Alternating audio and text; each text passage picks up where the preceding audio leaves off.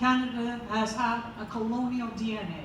As Robert Williams, the Native American scholar, said, at the bedrock of colonialism is a savage and civilized dichotomy. And it was that dichotomy that allowed successive federal governments to provide less funding for public services for First Nations children than all other Canadians received, and to build a narrative amongst the Canadian population that we were getting more than everybody else, not less. The result for these children was what you could imagine. They didn't know that somebody in Ottawa was making a decision that they weren't worth the money. They just knew that life was a lot harder for them. And so they started to believe that they're not worth the money, that there's something in them that was wrong. And this had been going on since Confederation.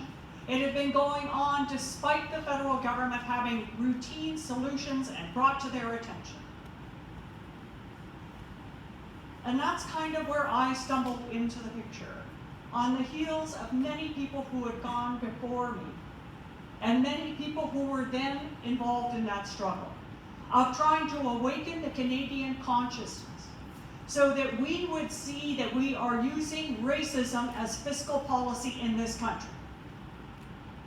I came at a time when I had witnessed the great struggle in South Africa, and I had learned of the traditions of Gandhi. And I had also learned from my own elders, and I knew one thing for sure, is you cannot defeat discrimination. You cannot defeat colonialism on a basis of tears and anger. It is only love that creates a platform for a sustainable movement. You must love the colonialism out of it. And a little bit of court helps too. So after going through, working with my colleagues on successive solutions and seeing that government's reaction was the same. We do the work, they wouldn't implement the solution, they would say we need another report. And meanwhile, children's childhoods were going at the wayside.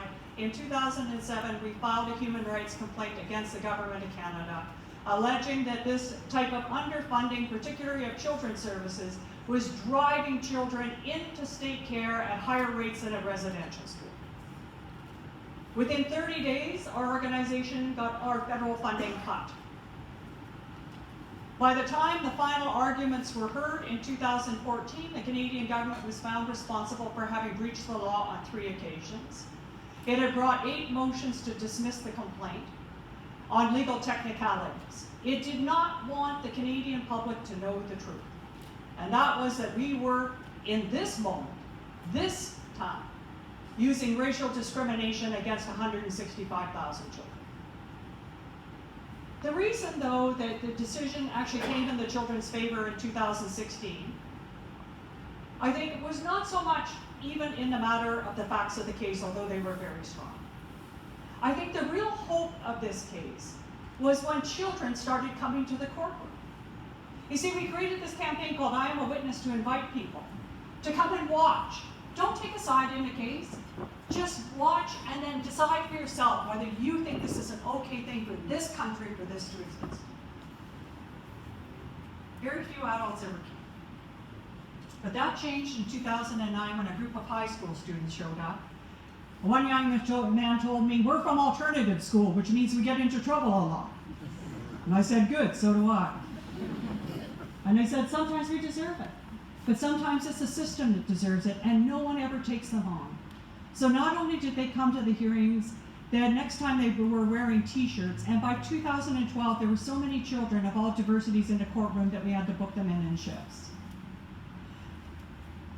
The children of Canadians could see that this racism could not be excused on any grounds, when the adults were still normalizing. And for me, that is going to be the real victory. When those children grow up, and they will not elect anyone of any political stripe into the Canadian legislature if, as part of their mandate, they are going to normalize the racial discrimination against children. And the children have taught me something fundamental about activism. And that is that you just have to do something. It's not enough to care. We cannot leave the lives of our children in the hands of the government. We must, as a people, if we truly care about equality and fairness and what we think is just in Canada, embrace those actions in ourselves and take action. If a little child can write a letter to the Prime Minister, then an adult should be able to sing in a relentless chorus until the government puts the tools of discrimination down. And we finally, in this country, raise a generation of First Nations kids who never have to recover from their childhoods.